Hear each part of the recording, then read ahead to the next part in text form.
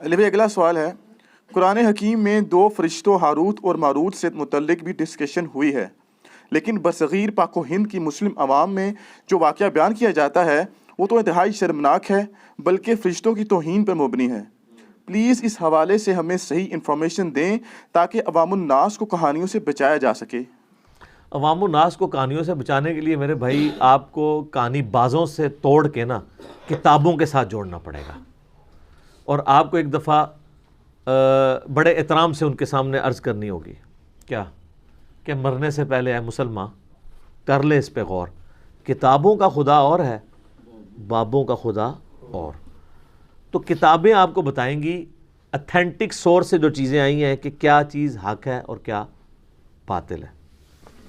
یہ ہاروت اور ماروت کے بارے میں جو پبلک کے اندر مشہور ہے ہم آپ کو بتا دیتے ہیں، اور اس کا سورس بعض کتابوں کے اندر موجود ہے، لیکن محدثین نے سخت جرح کی ہوئی ہے کہ یہ واقعات مجہول راویوں نے بیان کیے ہیں۔ آپ ذرا اس بات کو سمجھ لیں، چونکہ اسلام نے دو بڑی سپر پاورز اکھاڑی تھیں، رومن امپائر اور پرشین امپائر، لہٰذا کئی لوگوں نے اس وقت اسلام کے غلبے کی وجہ سے دب کے اسلام تو قبول کر لیا، لیکن بعد میں یہ ہوا کہ انہوں نے اسلام کے ساتھ اپنی دشمنی نبھائی۔ اوپر سے یعنی اسلام قبول کر لیا، اندر سے ان کے اندر جذبہ پایا جاتا تھا اسلام دشمنی کا، انہوں نے جھوٹی روایتیں گھڑنی شروع کی۔ اسی طریقے سے مجہول الحال لاپتہ ان نون لوگوں کی روایتیں بھی چلنی شروع ہوئیں۔ محدثین نے شکر ہے پورا ایک اسماء و رجال کا علم ڈیولپ کیا، جس کے تحت بتا دیتے ہیں کہ یہ روایت اگرچہ مسند امام احمد میں لکھی ہوئی ہے، صحیح ابن حبان میں بھی موجود ہے، المستدرک الحاکم میں بھی موجود ہے، ہاروت اور ماروت سے متعلق جو قصے ہیں کو جوڑ جاڑ کے آلموسٹ وہی سٹوری بن جاتی ہے، لیکن اصول محدثین پہ زیرو سے ملٹیپلائی ہے، نہ وہ قرآن میں فٹ ان بیٹھتی ہے، نہ بخاری مسلم میں فٹ ان بیٹھتی ہے۔ ہاروت اور ماروت کا ذکر قرآن حکیم میں اللہ تعالیٰ نے سورہ البقرہ کے اندر کیا ہے۔ سورۃ البقرہ کی آیت نمبر ہے، اعوذ باللہ من الشیطان الرجیم، بسم اللہ الرحمن الرحیم، 102 ہے غالباً، جہاں پہ اللہ تعالیٰ نے اس چیز کو ایڈریس کیا۔ ہاں جی 102، اعوذ باللہ من الشیطان الرجیم، بسم اللہ الرحمن الرحیم۔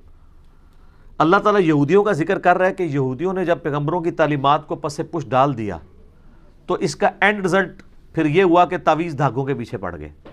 جب آپ وحی کی تعلیم کو پس پش ڈالتے ہیں نا، پھر جادوگروں کی تعلیمات جو شیاطین ان کو سکھاتے ہیں، کیونکہ ظاہر ہے روحانی علم کے مقابلے پہ شیطانی علم ہے، تو وہ پھر رواج پکڑتا ہے، حتیٰ کہ اندازہ کریں نقش سلیمانی بھی لکھا جاتا ہے آج بھی، نقش سلیمانی حضرت سلمان کی طرف، اور یہ کام یہودیوں نے سازش کی۔ یہودیوں نے کیسے سازش کی؟ انہوں نے سازش اس طرح کی کہ حضرت سلمان علیہ السلام کو اللہ تعالیٰ نے بڑے غیر معمولی معجزات دیے تھے۔ سورہ سعد پڑھ کے دیکھیں، سورہ سبا پڑھ کے دیکھیں، میرا تخت بلقیس والا کلپ دیکھیں، میں نے حضرت سلمان علیہ السلام کا تعارف کروایا، سیدنا سلمان ابن داود علیہ السلام۔ ان کو پرندوں کی بولیاں اللہ نے سکھائی تھی، ہواؤں پہ ان کی حکومت تھی، صبح اور شام کی ان کی جو ٹریولنگ ہے وہ ایک ایک مہینے کے برابر وہ تخت پہ سفر کرتے تھے، پہاڑ ان کے ساتھ تسبیحات کرتے تھے، جنات ان کے لیے مسخر تھے جو سمندروں میں غوطے لگاتے تھے، بڑی بڑی عمارتیں اور تماثیل ان کے لیے وہ کریٹ کرتے تھے۔ اتنے غیر معمولی ان کو اللہ تعالیٰ نے نا پاورز دی تھی سلمان علیہ السلام کو، ایسی بادشاہت نہ سلمان علیہ السلام سے پہلے کسی نے اس روح ارض پہ دیکھی ہے نہ قیامت تک۔ وہ تو قرآن میں بھی ذکر ہے، انہوں نے دعا کی تھی، اللہ جو تو نے مجھے دیا ہے نا میرے بعد کسی کو نہ دینا، اللہ نے ان کی دعا قبول کی ہے۔ تو اب اتنی غیر معمولی پاور تھی تو ظاہر ہے پھر شیطان نے اس کے اگینسٹ زور بھی غیر معمولی لگایا، ٹھیک ہے۔ تو حضرت سلمان علیہ السلام کے پیچھے اللہ تھا، انہوں نے شیاطین کو، جادوگروں کو، ان کو قابو کر لیا، ان سے وہ کام لیتے تھے، قرآن میں ذکر ہے، قرآن میں بس اتنا ہی ہے۔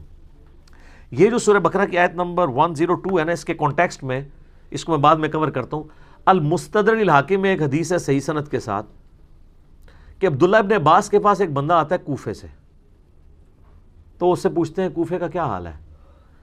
انہوں نے کہا کوفے کا حال یہ ہے کہ کوفے کے لوگ تو یہ عقیدہ رکھتے ہیں کہ حضرت علی علیہ السلام مرے نہیں ہیں بلکہ وہ روپوش ہو گئے ہیں، ان قریب دوبارہ ظاہر ہو جائیں گے،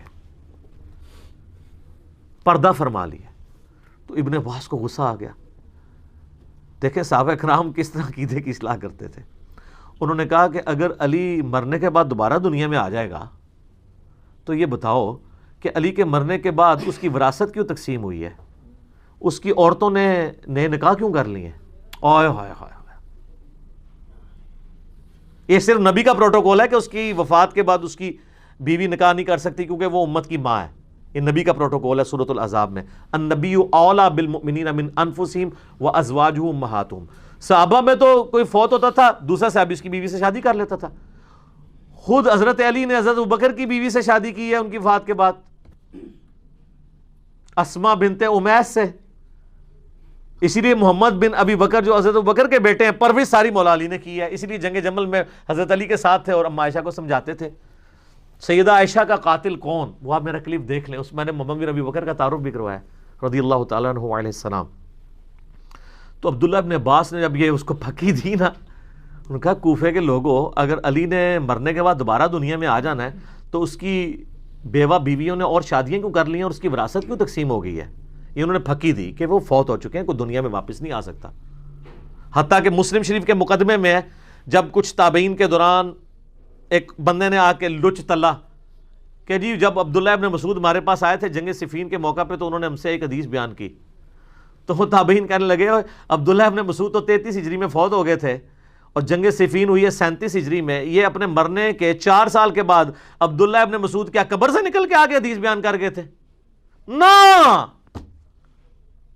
پہلے نہیں سے لوگ قبروں تو نکل دے۔ ہاں اس تو بعد بشکارلے بزرگ نکلنا شروع ہو گئے کہانیاں، اُن بھی نہیں نکلتے اللہ فضل اس پلیٹ فارم کی برکت، اُن بھی ڈر گئے اُن نہیں نکلتے، یعنی کہانیوں میں نکلتے تھے، فزیکلی تو پہلے بھی کبھی نکلے، بیچ میں تھوڑا سا پیریڈ آیا تھا، اب دوبارہ نشت ثانیہ شروع ہو چکی ہے الحمدللہ۔ تو عبداللہ ابن عباس رضی اللہ تعالیٰ عنہ نے کہا کہ اس طرح تو نہیں ہو سکتا، اور پھر انہوں نے کہا اے کوفے کے لوگوں تمہارا حال تو وہی ہے، تم آئے ہو عراق سے، عراق کے لوگ ہی تھے نا، بابل شہر کے رہنے والے، یہ بابل کا نام بھی آئے گا اس میں، بابل ہم اردو میں کہہ رہے ہیں، لفظ بابل ہے اور بیبلونیا انگلش کے اندر دنیا کی سب سے قدیم ثقافت ہے۔ تو یہ تم لوگ ہی تھے نا، جو تمہارے لوگوں کا تو صاحب وہی ہے جو سلمان علیہ السلام نے جب جنات کو قابو کیا تو ابن عباس نے کہا، اور ان کی وہ ساری شیطانی کتابیں جو ہیں جو ان کو شیاطین کچھ خبریں دیتے تھے فرشتوں سے چوری کر کے، تو اس میں جھوٹ ملا کے وہ پبلک کو بتاتے تھے، وہ ساری کتابیں قبضے میں لے کے نا سلمان علیہ السلام نے نا اپنے محل کے اندر دفنا دی اپنی کرسی کے نیچے۔ ان کا رعب تو آپ کو پتا تھا نا، قرآن میں آتا ہے کہ فوت ہونے کے کتنے عرصے بعد تک بھی جنوں کو نہیں پتا چلا، تو ان کی کرسی کے نزدیک کس نے لگنا تھا۔ بہرحال جب یہ معاملہ حضرت سلمان علیہ السلام فوت ہو گئے، بعد میں لوگوں نے ان کی کرسی کے نیچے سے انہوں نے کہا پتہ نہیں کرسی میں کوئی ایسی طاقت ہے، وہ جب کھدائی کی تو وہ کتابیں نکل آئیں، انہوں نے کہا اچھا یہ سلمان تو جادوگر تھا، یہ جادو کی خزانے ہمارے ہاتھ لگ گئے ہیں، یہ ان کتابوں کے ذریعے وہ سارے کام کرتا تھا۔ ان کے ماننے والوں نے ان کو جادوگر کہہ دیا، کہتے ہیں یار جادو کے بغیر تو اتنا غیر معمولی علم ہو ہی نہیں سکتا، تو اللہ تعالیٰ نے پھر اس کی نفی کیا۔ پھر ابن عباس نے کہا کہ قرآن پڑھ کے دیکھو، اللہ نے سلمان علیہ السلام کو بری کیا اس سے، اور پھر انہوں نے سلمان علیہ السلام سے متعلق آیت نمبر سورۃ البقرہ کی 102 پڑھی ابن عباس نے، اعوذ باللہ من الشیطان الرجیم، وَاتَّبَعُوا مَا تَتْلُو الشَّيَاطِينُ عَلَى مُلْكِ سُلَيْمَانَ، اور سلمان علیہ السلام کے دور حکومت کے اندر لوگوں نے پیروی شروع کر دی شیاطین کی اوپر جو چیزیں نازل ہوتی تھیں جادوگری۔ وَمَا كَفَرَ سُلَيْمَانَ، سلیمان نے کبھی کفر نہیں کیا، ہائے ہائے ہائے، سلمان جادوگر نہیں تھا، وہ اللہ کا پیغمبر تھا۔ وَلَٰكِنَّ الشَّيَاطِينَ كَفَرُوا، بلکہ شیطانوں نے کفر کیا۔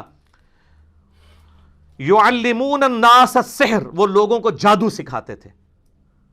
وَمَا أُنزِلَ عَلَى الْمَلَكَيْنِ بِبَابِلَ ہاروت وَمَاروت، اور جو ہم نے نازل کیا تھا بابل شہر میں، بیبلونیا میں، ہاروت اور ماروت 2 فرشتوں کے اوپر۔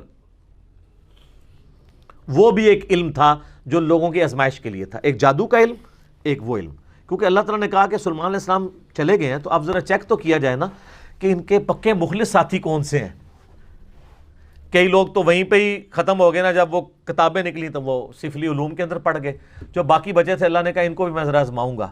سر اللہ چیک تو کرتا ہے نا کہ نبی کے جانے کے بعد انہوں نے کوئی تعلیمات چھوڑ تو نہیں دی. تو اللہ تعالیٰ نے 2 فرشتے وہاں بھیج دیے جو لوگوں کو ایسا علم سکھاتے تھے جس کے ذریعے میاں بیوی میں جدائی ڈال دی جائے. اب یہ بعض لوگ کہتے ہیں نہیں جی فرشتے اس طرح کا برا علم کیسے سکھا سکتے ہیں. وہ یار قرآن میں لکھا ہے کہ وہ آزمائش کے لیے تھا. اور اللہ تعالیٰ نے، شیطان کو کس نے پیدا کیا؟ اللہ نے آزمائش کے لیے پیدا کیا نا. ٹھیک ہے نا. ہم کیا کہتے ہیں؟ من شر ما خلق، اے اللہ میں ہر اس چیز کے شر سے تیری پناہ میں آتا ہوں جو پیدا تو نے کی ہے. تو فرشتوں کو اللہ نے آزمائش کے لیے بھیجا ہے. انہوں نے کفر نہیں کیا تھا بلکہ آزمائش کے لیے انسانی شکل میں آئے. اللہ نے ان کو کہا، لیکن دیکھیں ساتھ وہ کلیئر کرتے تھے وما يعلمان من احد، وہ کبھی بھی کسی شخص کو وہ علم نہیں سکھاتے تھے حتی یقولا، جب تک کہ وہ دونوں اس کو یہ نہ کہہ دیں انما نحن فتنہ، دیکھو اللہ نے ہمیں تمہاری آزمائش کے لیے بھیجا ہے، فلا تکفر، کفر نہ کرنا، ہم سے یہ علم نہ سیکھو. یار اس سے بڑی اور ننگی بات ہو سکتی ہے کہ فرشتہ انسانی شکل میں آئے اور وہ آ کے کہے کہ میں تمہیں ایسا علم سکھاتا ہوں جس کے ذریعے تم میاں بیوی میں جدائی کروا سکتے ہو اور کسی کی بیوی کو اپنے ساتھ لگا سکتے ہو اس سے طلاق دلوا کے، لیکن یہ کرو گے تم کفر، اور اللہ نے ہمیں تمہاری آزمائش بنایا ہے، یہ سیکھنا نہیں ہے ہم سے. پھر بھی وہ کہنا نہیں سر تھوڑا جیسے سکھا دو، تو اس کا مطلب ہے تھڑک گئے. اور ایک طرف ہمارے نبی کے اصحاب ہیں، نبی علیہ السلام دنیا سے چلے گئے ہیں، کتنے قبائل مرتد ہو گئے ہیں. اور حضرت ابوبکر کہہ رہے ہیں کہ اگر جنگل کے درندے بھی آ کے مجھے کاٹ دیں تو جو اللہ کے نبی کے زمانے میں ایک رسی بھی دیتا تھا زکوٰۃ میں نہیں دے گا، نہ میں قتال کروں گا، اکیلا مجھے کرنا پڑے. ہزاروں لوگ مرتد ہو گئے ہیں اور صحابہ کے کانفیڈنس نے اتنی کم مین پاور کے ساتھ رومن اور پرشین امپائر اکھاڑ کے رکھ دی ہے. اور ایک یہ سلیمان علیہ السلام کے ساتھی ہیں کہ دنیا سے گئے ہیں تو کس کام میں پڑ گئے. اتنی واضح بات سننے کے بعد جب فرشتے ان کو کہہ رہے ہیں کہ دیکھو اللہ نے تمہیں آزمائش بنایا ہے، ہمیں تمہارے لیے آزمائش بنایا ہے، ہم سے نہ سیکھو. فَيَتَعَلَّمُونَ مِنْهُمَا مَا يُفَرِّقُونَ بِهِ بَيْنَ الْمَرْءِ وَزَوْجِهِ، اور وہ ان کو سکھاتے تھے ایسا علم جس کے ذریعے میاں بیوی میں جدائی ڈلوا دیں. وَمَا هُمْ بِضَارِّينَ بِهِ مِنْ أَحَدٍ إِلَّا بِإِذْنِ اللَّهِ، اور وہ کسی کو نقصان نہیں پہنچا سکتا تھا وہ علم، ہاں مگر اللہ چاہے. یعنی جو اللہ کی پناہ میں آتا ہے، جو اذکار کرتا ہے، سارے جادوگر مل کے کچھ کر لیں. نبی علیہ السلام پہ بھی جادو ایک دفعہ ہوا ہے جب معوذتین نازل ہوئی ہیں، اس کے بعد کبھی کسی صحابی پہ جادو ہوا ہے؟ حضرت عمر نے پوری دنیا تل پٹ کر دی ہے، سارے جادوگر یروشلم میں بیٹھے تھے، کرتے نا حضرت عمر پہ جادو؟ بچا لیتے اپنی سلطنتیں؟ نہیں. جب اذکار آ گئے تو پھر جادوؤں کے کام ہے. وَيَتَعَلَّمُونَ مَا يَضُرُّهُمْ وَلَا يَنْفَعُهُمْ، اور وہ ایسا علم سیکھتے تھے جو ان کو نقصان ہی پہنچاتا تھا، نفع کو نہیں دیتا تھا. وَلَقَدْ عَلِمُوا لَمَنِ اشْتَرَاهُ مَا لَهُ فِي الْآخِرَةِ مِنْ خَلَاقٍ، اور بے شک ان کو وہ خوب تھا، علم تھا اس بات کا کہ وہ اس چیز کے خریدار ہو رہے ہیں کہ اس کے بدلے آخرت میں ان کو کچھ نہیں ملنے والا. وَلَبِئْسَ مَا شَرَوْا بِهِ أَنفُسَهُمْ، کیا ہی برا سودا انہوں نے خریدا اپنی جانیں بیچ کے. لو کانوا یعلمون، کیا وہ کاش وہ جان لیتے کہ انہوں نے اپنی آخرت برباد کر دی اس علم کے ذریعے. تو یہ تو سر صحیح مسلم میں بھی حدیث ہے نا کہ شیطان کا تخت پانیوں پہ ہے، عین ممکن ہے برمودا ٹرائنگل پہ لگا ہو. شام کے وقت سارے اس کے کارندے اس کو کارگزاری سناتے ہیں، آج میں نے فلاں شخص سے فلاں گناہ کرایا، فلاں سے فلاں کرایا، فلاں سے فلاں کروایا. کوئی امپریس نہیں ہوتا. ایک اس کا شاگرد آ کہتا ہے میں نے آج میاں بیوی کے درمیان جدائی کروا دی ہے. وہ اس کو گلے لگا کے ملتا ہے، وہ بھائی تو صحیح کام کیتا ہے، کیونکہ تمدن کی جڑ ہی کٹ جائے گی جب میاں بیوی علیحدہ ہوں گے، اولاد بھی ختم، مینٹل ماڈلز بدل گئے، معاشرے کے لیے ناسور بن جائیں گے. تو یہ فتنہ شیاطین والا ہے. قرآن میں بھی آیا کہ میاں بیوی میں جدائی، اور یہاں پہ بھی میاں بیوی میں جدائی شیطان ڈلوا کے خوش ہوتا ہے. تو وہ کہتے ہیں ہاروت اور ماروت جو ہے نا، یہ وہ ہے جو احادیث میں لکھا ہوا ہے مضبوط روایتوں کے اندر، المسند الحاکم میں. مجھے اس کا نمبر بھی بائی چانس یاد ہے, اگلے دن بھی کسی نے پوچھا تھا, 3051 اور 52 نمبر آپ دیکھیں. اس میں کمزور روایتیں بھی ہیں کہ جی وہ کہتے ہیں کہ جی یہ بھی روایت ہے مسند احمد میں, ابن حبان میں, المستدرک الحاکم کے اندر, لیکن کہانی ہے, مجہول ہے اس کے راوی بیان کرنے سے. وہ کہتے ہیں کہ جی وہ فرشتوں نے اللہ کو کہا کہ اللہ تو نے اس کو خلیفہ بنا دیا, یہ تو زمین میں گناہ کرتا ہے, تو اللہ نے فرشتوں کو چیلنج دیا کہ اچھا جی کوئی نیک 2 فرشتے لے آؤ اپنے. میں تمہیں بتاتا ہوں نا, انسان کے بارے میں تم یہ بات کرتے ہو, یہ کسی دکھی انسان نے بیٹھ کے سٹوری گھڑی ہے کہ اسی بڑے ہوتے ہیں, اتے آؤ, لقد خلقنا الانسان فی احسن تقویم. لیکن آگے بھی ہے, جب آپ برائی پہ اترتے ہیں ثم رددناہ اسفل سافلین. ہاں واقعی اگر آپ بن جائیں ابو بکر, عمر, عثمان و علی, تو کوئی آپ کے مقابلے کا نہیں ہے. تیرے ہوتے جنم لیا ہوتا تو فرق تب پڑتا جب تیری تعلیمات پہ بھی عمل کرتا, ورنہ چاہے اس زمانے جمے چاہے آج جمے, فرق کوئی نہیں کرنا پینا, رفع دین پھر بھی نہیں تو کرنا, جو مرضی ہو جائے, اللہ یہ کہ تو حق کو ایکسیپٹ کر لے. تو ان روایتوں میں ملتا ہے کہ وہ فرشتوں نے 2 بندے اپنے سب سے لائق فرشتے چنے, ہاروت اور ماروت. کہانی ہے میں جو سنا رہا ہیں, ان کو اللہ نے انسانی شکل میں بھیجا اور انسانی کمزوریاں بھی ساتھ لگا دیں, یعنی شہوت بھی اور یہ, اور ایک عورت کو ان کے لیے فتنہ بنا دیا, زورا نام تھا. ٹھیک ہے, وہ کہتے ہیں 17 زورا بھی وہی عورت ہے, وہ آندھی ہے, میں تمہیں دسنا کیویں آندھی ہے. وہ کہتے ہیں فرشتوں کو اس نے زورا بی بی نے آ کے کہا, جو یعنی یہ ایک کہانی ہے, کہانی شریف, کہ جی تم 3 آپشن ہیں, مجھ سے بدکاری کر لو, ان کا استغفر اللہ گناہ ہے, یہ بچہ قتل کر دو, انہوں نے کہا یہ تو بہت بڑا گناہ ہے, یہ شراب پی لو. تو کوشش کرتی رہی, الٹیمیٹلی انہوں نے کہا تینوں میں سے سب سے کم گناہ شراب پینا ہے. شراب پی لی, تو شراب پینے کی وجہ سے انہوں نے بدکاری بھی کر لی اور بچہ بھی قتل کر دیا. اور پھر اللہ نے کہا کہ اب میں تمہیں عذاب دوں گا. تو انہوں نے کہا یا اللہ ہمیں تو دنیا میں عذاب دے دے, آخرت کا عذاب تو بہت سخت ہے. تو وہ عراق میں ایک کنواں, آج بھی لوگ زیارت کے لیے جاتے ہیں, کہتے ہیں اس کنویں میں الٹے لٹک رہے ہیں. اچھا وہ انسانی شکل میں آئے تھے نا, تو لٹکے ہوئے نظر آنے چاہیے نا, جدو دے لٹکے نے پھر دوبارہ فرشتے بن گئے نے. کیوں ایویں کہانی, نظر تو کوئی نہیں آ رہے, جھوٹ ہے. وہ باقاعدہ اسلام کے تاریخی مقامات میں لوگ جاتے ہیں, وہاں کہتے ہیں جی ٹنگے نے کتنے نے دکھاؤ نا ٹنگے ہوئے. تو کہتے ہیں انہوں نے, ایک سٹوری ہے. دوسری سٹوری ہے کہ وہ جو زورا بی بی تھی نا, جو ہے ہی کوئی نہیں تھی, انہوں نے فرشتوں سے کہا کہ اچھا تم تو آسمان تک جاتے ہو, تو مجھے کوئی نہ ایسا منتر سکھا دو جو میں بھی پڑھوں تو آسمانوں تک پہنچ جاؤں, تو ٹھیک ہے میں پھر تمہارے ساتھ وہ برائی کرنے کے لیے آمادہ ہو جاؤں گی. تو ایک فرشتے نے انکار کر دیا, دوسرے نے کہا کہ ٹھیک ہے میں سکھا دیتا ہوں, اللہ بڑا غفور رحیم ہے, مجھے معاف کر ہی دے گا. یہ بھی لکھا ہوا ہے اس میں جو آپ بھی کر رہے ہیں. پوری سٹوری لو نا, تو اڑے بھرا سی جڑے جعلی ہاروت ماروت نے. تو اس نے اس کو منتر سکھا دیا. جب منتر سکھایا تو وہ عورت اس منتر کے ساتھ اوپر چلی گئی, تو وہ اللہ تعالیٰ نے اس کو سزا کے طور پہ زورا 17 بنا دیا. زورا بنائی ہے انہوں نے, کہانی شریف ہے. اچھا, اور کہتے ہیں وہ جو فرشتہ تھا, دونوں فرشتوں کو اللہ تعالیٰ نے عذاب میں ڈال دیا. یہ سب کہانی ہے. اصل چیز یہ ہے جو اس کے اندر سبق لرن کرنے والا تھا, وہ یہ تھا کہ نورانی علم کو, وحی کی تعلیمات کو, روحانیت کو چھوڑ کے شیطانیت کے پیچھے نہ پڑو. وہ لوگ چلے ہوئے ہیں. سلیمان اسلام کی اللہ نے قرآن میں صفائی بھی پیش کر دی, پھر بھی نقش سلیمانی آج بھی چل رہا ہے. اللہ تعالیٰ نے قرآن میں حضرت عیسیٰ علیہ السلام کی امام الموحدین ہونے کی گواہی دے دی, شرک سے بیزاری کی گواہی دے دی, پھر بھی آج ان کے نام کے اوپر 2.25 ارب لوگ شرک کر رہے ہیں. تو اللہ نے تو یہی کیا کہ آپ کو بتا دیا, اب آپ نے نہیں ماننا تو آپ نہ مانیں.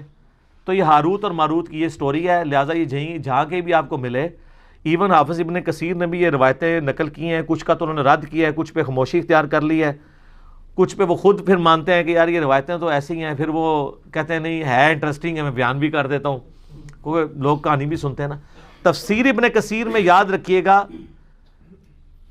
20% سے زیادہ کہانی ہے اس کے اندر بھی. ادھر بھی صرف جو حدیثیں ہیں نا اور صحیح سند سے وہی لینی ہے آپ نے. جیسے مسلم شریف کی شرح میں جو شرح میں اسے کہتا ہوں جو لکھتے ہیں مولوی حاشیے میں, اس کو نہیں آپ نے دیکھنا, آپ نے وہ مولانا شریف ہے, مولانا شریف کو مسلم شریف سے نکال کے مسلم شریف کو پاک کرنا ہے. اس طریقے سے تفسیر ابن کثیر میں بھی جو احادیث ہیں جن کی پوری اسناد ہیں ان کو آپ نے دیکھنا ہے, اور وہ سند بھی صحیح ہو. باقی جو سٹوریاں اللہ معافی دے ابن کثیر میں ایسی ولگر قسم کی اسٹوریاں لکھی ہیں جو بیان بھی نہیں ہو سکتی، تو وہ انہوں نے کہانی اسرائیلی روایات لکھ دی ہیں. میں بتا رہا ہوں نا کہ اسرائیلیات ہمارے اندر آئی ہیں. شروع میں جو نیو مسلم تھے نا، انہوں نے اسرائیلی روایات بیان بھی کی ہیں. ایسی روایات جو قرآن و سنت سے نہ ٹکراتی ہوں، ہم نہ ان کو مانتے ہیں نہ انکار کرتے ہیں، کیونکہ بخاری میں نبی علیہ السلام نے منع کیا اس سے، لیکن مانتے بھی نہیں. لیکن جو سراحتاً ٹکرا رہی ہیں، انبیاء کی توہین پہ مبنی ہے، ہم جوتے کی نوک پہ رکھ کے ان کو باہر پھینکیں گے کہ انبیاء کا کریکٹر یہ نہیں ہے جو تم بیان کرتے ہو، نہ فرشتوں کا کریکٹر ہے. قرآن میں تو بار بار آیا ہے، سورہ تحریم کے اندر آیا کہ فرشتے وہی کرتے ہیں جو اللہ ان کو حکم دیتا ہے، سرتابی نہیں کرتے. اور یہاں پہ میں ضمناً عرض کر دوں ایک بات، قرآن میں 7 دفعہ آیا کہ اللہ نے فرشتوں کو حکم دیا کہ سجدہ کرو. سب فرشتوں نے حضرت آدم کو سجدہ تعظیمی کیا، عبادت والا نہیں، سوائے ابلیس کے. تو لوگوں کو شائبہ ہوتا ہے شاید ابلیس وہ فرشتہ تھا جو نافرمان ہے، تو ہاروت ماروت بھی ہو سکتے ہیں. ابلیس کا قرآن میں سورہ الجن کی آیت نمبر 50 میں آ گیا، کان من الجن ففسق عن امر ربی. ابلیس جنات میں سے تھا، اس لیے اس نے اپنے رب کی نافرمانی کی. اگر وہ فرشتہ تو کبھی بھی نافرمانی نہ کرتا. فرشتے کبھی بھی نافرمانی نہیں کرتے اللہ کے حکم کی، نہ وہ شرک کرتے ہیں نہ کفر کرتے ہیں. یہ ذہن میں رکھیے گا. یہ میں اس لیے بتا رہا ہوں آپ کو کہ بعض لوگ یہ کہہ دیتے ہیں کہ جی وہ فرشتوں کا استاد تھا، اور جی شیطان کو بھی بڑا علم سی. پتہ ہے کہ وہ بتانا چاہتے ہیں کیونکہ ان کو پتہ ہے قرآن حدیث سارا ہمارے خلاف ہے، تو اب قرآن حدیث کو تو شیطانی علم نہیں کہہ سکتے، تو ایک اور کہانی کر لی ہے، اور جی علم تو شیطان کو بھی بہت سی. سر کس آیت اور حدیث میں لکھا ہوا ہے؟ قرآن میں تو ایسا نہیں ہے. تو ایک ڈاکٹر مفتی جو بریلویوں کے ہیں، ان کی جو میں نے علمی حوصلہ افزائی کی ہے ایک اپنے کلپ کے اندر، جنہوں نے علم کی توہین کی تھی، وہ آپ دیکھ سکتے ہیں. علم کی توہین کرنے والا تو کافر ہو جاتا ہے اگر اس نے جان بوجھ کے کی. اگر لا علمی میں کی ہے تو توبہ کر لے، معافی ہے. انبیاء کی وراثت کیا ہے؟ علم. نبی علیہ السلام کو کس دعا کا حکم ہے؟ قل رب زدنی علما. سورہ طٰہٰ. سورہ فاطر میں کس کو کہا گیا کہ اہل معرفت ہیں؟ انما یخشی اللہ من عبادہ العلماء، اہل علم. سورہ الزمر میں قل هل يستوي الذين يعلمون والذين لا يعلمون انما يتذكر اولو الالباب. بھلا بتاؤ علم والے اور بغیر علم والے برابر ہو سکتے ہیں؟ نصیحت تو قبول نہیں کرتے مگر عقل والے. سب کچھ علم کے گرد گھومتا ہے اور آپ علم کی توہین کریں. پیر نصیر الدین نصیر رحمہ اللہ تعالیٰ نے نا ان جعلی لوگوں کی مٹی پلید کی ہے، جعلی علماء اور جعلی پیروں کی. ویسے پیر جو اصلی بھی ہوتا ہے نا وہ بھی جعلی ہوتا ہے، کیونکہ عربی میں پے نہیں ہوتی ہے. تو باقی ہم چونکہ ایک ریناؤنڈ ہے چیز، خوب مٹی پلید کی ہے ایک اصلی پیر نے، پیر نصیر الدین نصیر رحمہ اللہ نے. انہوں نے ایک کتاب لکھی ہے، کیا شیطان عالم تھا؟